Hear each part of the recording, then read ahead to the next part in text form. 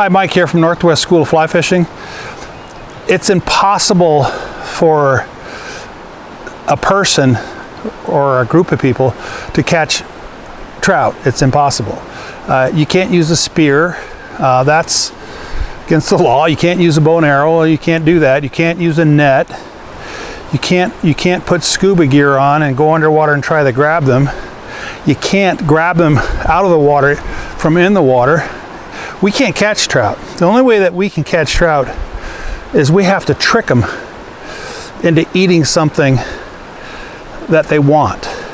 So in essence, basically what we have to do as anglers is the only way we can catch these trout is by tricking them into eating something. And that's the core principle in fly fishing, is we're out there with these flies and we're trying to trick trout into eating our flies. And once we get a really good grip on that, or a really good understanding of that, it will reflect in your flies. So when I go to the river, first thing that comes into my mind is I have to trick these trout into taking my fly. I'm up here on a freestone river. There's absolutely no fish feeding anywhere, but I'm going to put a dry fly on the water, and I'm going to trick that trout into eating my dry fly. And I can do that because here on freestone rivers, trout are very opportunistic. They're very hungry. There's not a lot of food in the river. There's not a lot of biomass in the river. So consequently, their view underwater is almost always both a horizontal and a vertical view. They're looking at the surface for food.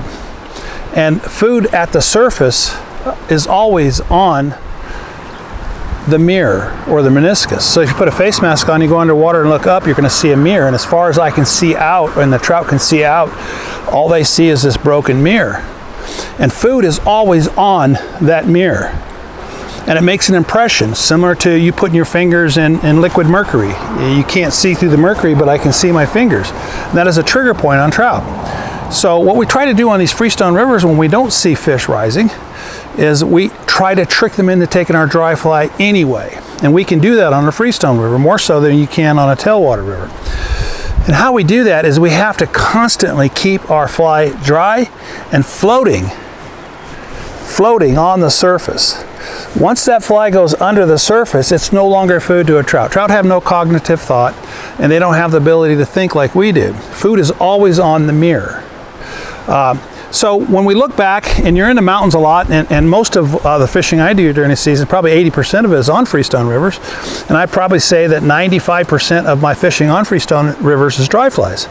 Now, using that as an example, I'm always having my fly float on the mirror, on top of the surface. The millisecond that fly goes down into the meniscus, it's no longer food for the trout. So the minute I see that happen, I just pick my fly up and I return it back to the water. I'm trying to get the longest drag-free, high-floating drift that I can on my fly.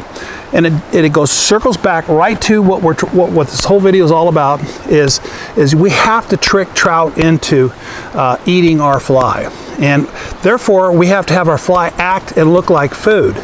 So on these freestone rivers where I'm at, is we have to put our fly where food is, which is on the mirror.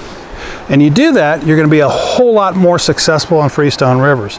So probably the most common mistake anglers make on freestone rivers is they let their fly get wet. So improve your fish catching. Go to these freestone rivers, try this out, buy some fly floating, buy some dry shake fly floating, buy your liquid gels, and use those consistently, and you'll catch more fish. Please, if you like this video, please subscribe to Northwest School of Fly Fishing, and go to our channel and check out all the instructional videos we have on fly fishing.